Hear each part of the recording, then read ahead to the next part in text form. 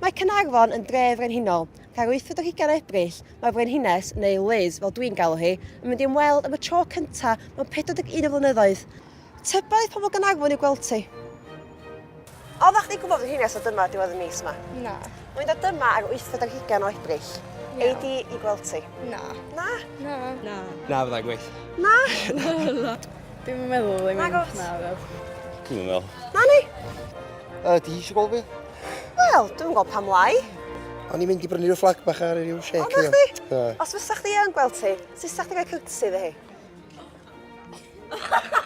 Da iawn! Ag ydych chog? Iawn. Magwar. Neu Sian, ag eto? Na, dwi'n meddwl. Ti Sian magwar rhag ofyn? Na, dwi rili Na?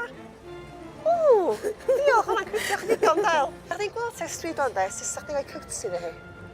Hydeg i ffwrn. Swn i di? O! Ag eto? 1, 2, 3. Lyfli. Sa chdi mynd o Frenhines am dro i gwmla'n Gaernarfon i weld rhywbeth? Lle sa chdi mynd â hi?